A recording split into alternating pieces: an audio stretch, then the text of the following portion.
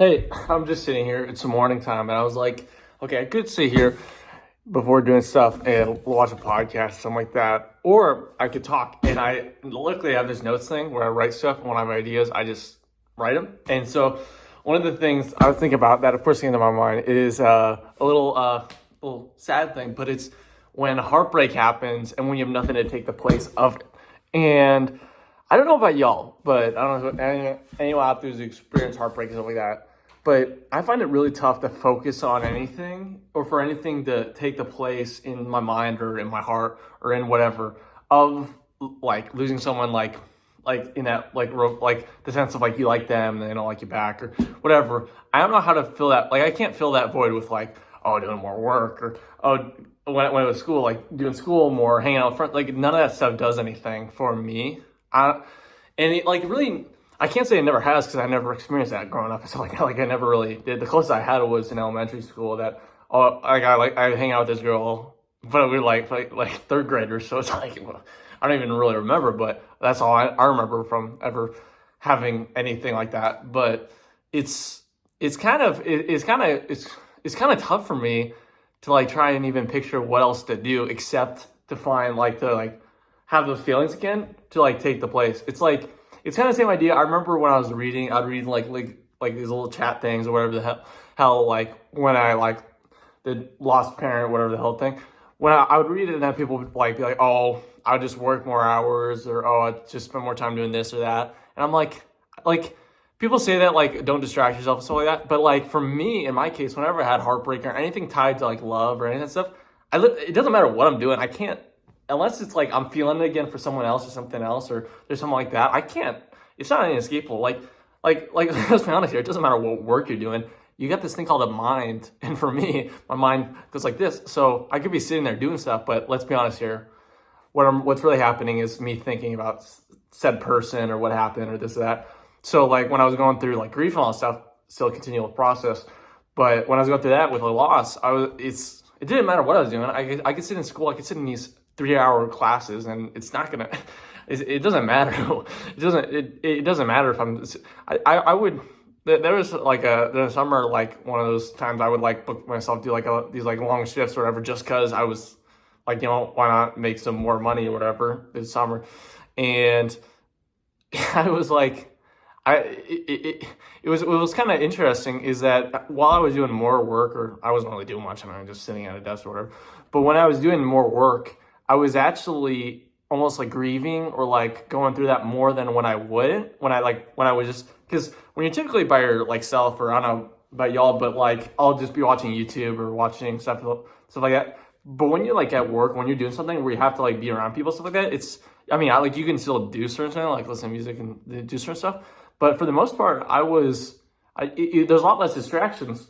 So it almost was like I was almost processing more of my grief and all that stuff when I was going through stuff. And that's kind of the same deal with like heartbreak and stuff, is that going through the process of feeling the emotions and, oh, such and such didn't love me back or this or that, or like thinking about like why I feel this way or how I can feel that way again. It's almost like it's like when I'm in this situation where you're sitting there at like a computer or something like that, I feel like it's easier to live in that world or like kind of go through and experience all this stuff because there's less distractions. like it's like you're kind of just staring at a screen. But let's be honest here, and to anyone out there who's gone through grieving and loss and stuff, and you're trying to actually do something, it's very tough. If you don't actually, if you like, anytime I'm not 100% for something, if I don't really care about something, I really care, like if I'm not fully into something, I lose interest extremely quickly.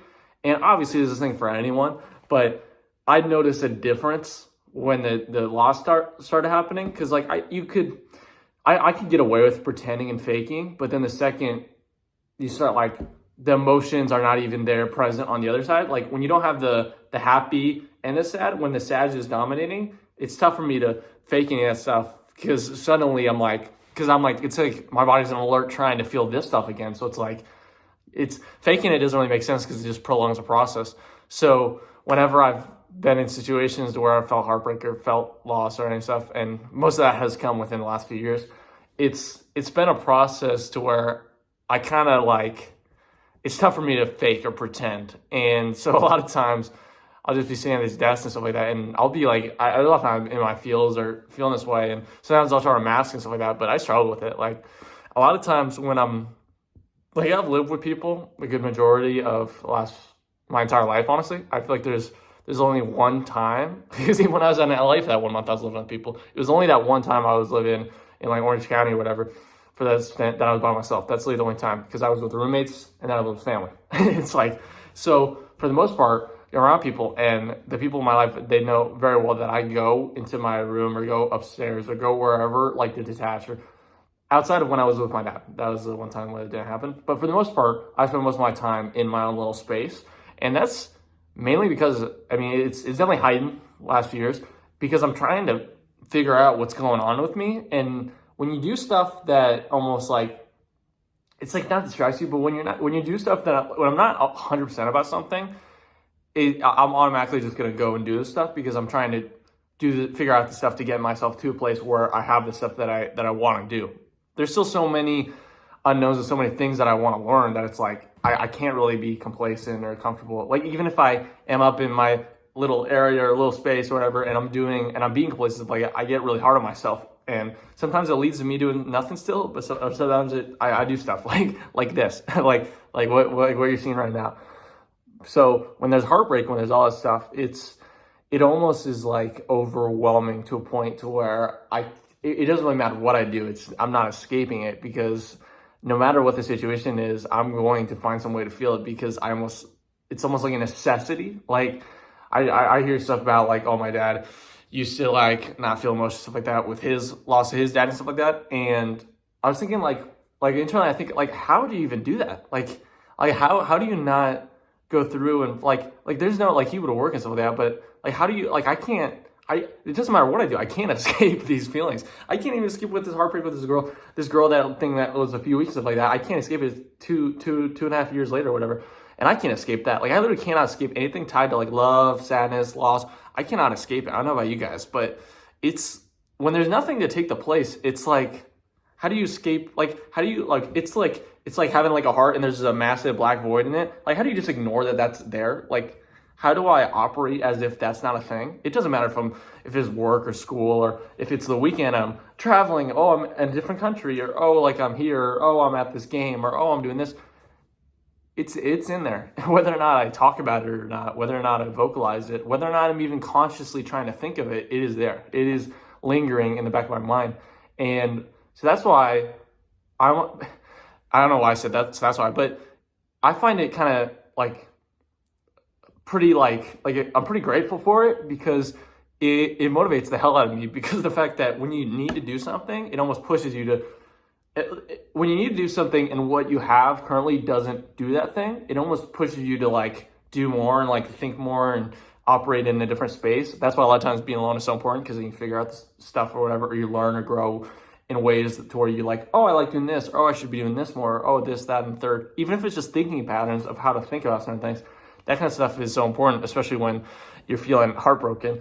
And what I've learned over time is that there's so much value in that, because let's be honest here, I talked about it before, but love and sadness are like yin and yang, or they're like one and the same pretty much. They're just, it's one's the lack thereof and one's the not lack thereof, the thereof.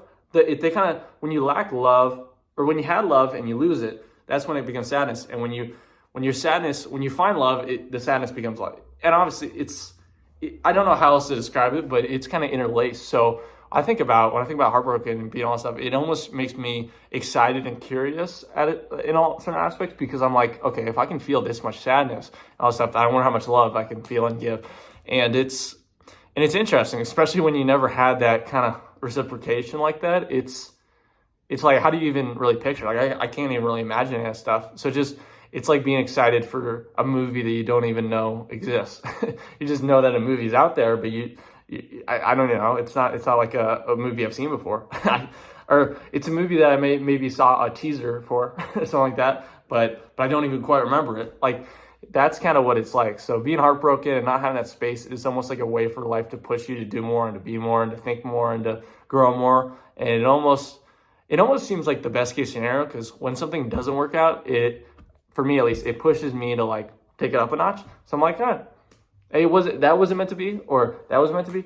You know what? Hey, I'm thankful for it, and we'll see what happens. But yeah, anyone out there anyone out there dealing with heartbreak or loss or going through that stuff, hey, just know, hey, there's sunshine around the corner, and hey, the universe is looking down on you, because hey, when one door closes, a better one's gonna open. So yeah, hope you have a nice day. Love you, and see you.